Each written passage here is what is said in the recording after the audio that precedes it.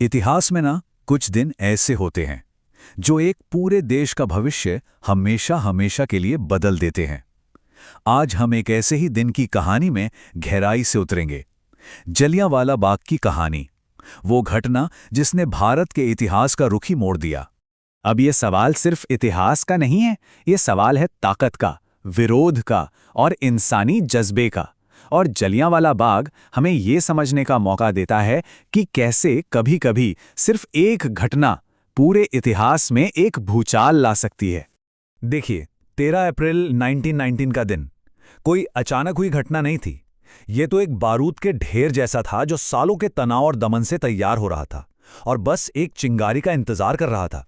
तो चलिए समझते हैं कि वो क्या वजह थी जिनसे ये सब हुआ। और इस पूरे तनाव के केंद्र में था रॉलेट एक्ट। सोचिए, एक ऐसा कठोर कानून जिसने ब्रिटिश सरकार को यह ताकत दे दी कि वो किसी को भी सिर्फ शक के आधार पर बिना मुकदमे के जेल में डाल सकते हैं। जाहिर है, इस बात से पूरे भारत में और खासकर पंजाब में जबरदस्त गुस्सा फैल गया। तो हुआ ये कि मार्च में जैसे ही रॉलेट एक्ट पास हुआ, घटनाओं की एक चेन सी शुरू हो गई।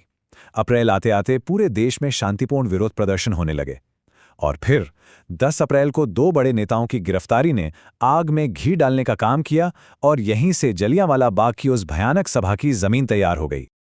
अब हम बात करते हैं सीधे उस दिन की, वो दिन जो इतिहास में एक काले दिन के तौर पर हमेशा के लिए दर्ज हो गया। एक ऐसा दिन जिसने भारत की आत्मा पर एक ऐसा जख्म दिया जो कभी भर नहीं सका। बैसाखी का दिन था, जश्न का माहौल। जलियांवाला बाग में हजारों लोग थे। पुरुष, महिलाएं, बच्चे सब त्योहार मनाने और अपना शांतिपूर्ण विरोध जताने के लिए इकट्ठा हुए थे। उन्हें अंदाजा भी नहीं था कि कुछ ही देर में क्या भयानक होने वाला है। 10 मिनट, सिर्फ 10 मिनट, इस नंबर पर गौर कीजिए। जनरल डायर के हुक्म पर ठीक 10 मिनट तक बिना रुके गोलियों की बौछार होती रही। वो शांतिपूर्ण सभा एक पल में कत्लेआम में बदल गई।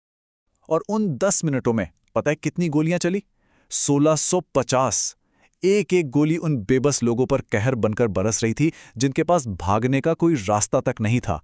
ये आंकड़ा उस दिन हुई वहशीपन का एक सबूत है। और ये कोई हादसा नहीं था, ये एक सोची समझी साजिश थी। आप देखिए, जलियांवाला बाग असल में एक मौत का जाल था। चारों तरफ ऊंची ऊंची दीवारें और बाहर निकलने का जो एक पतला सा रास्ता था, उसे सैनिकों ने बंद कर रखा था। ये हमला नहीं था, ये एक हत्याकांड था। इस नरसंहार की खबर ने पूरे भारत में सदमे की लहर दौड़ा दी और ब्रिटिश राज की नींव तक हिल गई। तो चलिए अब देखते हैं कि इसके बाद क्या हुआ और वो गुस्सा कैसे पूरे देश में फैल गया। यहां देखिए, ब्रिटिश रिपोर्ट कहती है 379 मौतें हुईं। वहीं भारतीय राष्ट्रीय कांग्रेस का अनुमान था कि 1000 से ज्यादा लोग मारे गए। ये आंकड़ों का फर्क साफ दिखाता है कि सच्चाई को दबाने और इस क्रूरता को कम दिखाने की कितनी बड़ी कोशिश की गई थी। और न्याय? हाँ, न्याय तो बस एक दिखावा बनकर रह गया। जांच के लिए हंटर कमीशन बना और जनरल डायर को क्या सजा मिली? बस उसे उसकी पोस्ट से हटा दिया गया। बस इस नाइंसाफी ने लोगों के दिलों में गुस्से की आग को और भड़का दिया। महात्मा गांधी के ये शब्द उस वक्त पूरे देश की आवाज थे। ये नरसंहार एक ऐसा मोड़ था जिसने ब्रिटिश न्याय पर जो थोड़ा बहुत भरोसा बचा था उसे भी चकनाचूर कर दिया और यहीं से आज़ादी की लड़ाई को एक नई आग मिली।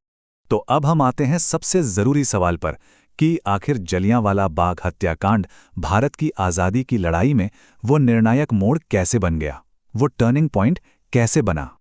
देखिए, इसका असर बहुत तेज और बहुत गहरा हुआ। रविंद्रनाथ टैगोर ने अपना नाइटहुड लौटा दिया। गांधी जी ने असहयोग आंदोलन शुरू कर दिया। ब्रिटिश न्याय से लोगों का भरोसा पूरी तरह उठ गया। ये सब इस बात का संकेत था कि अब चीजें पहले जैसी नहीं रहेंगी।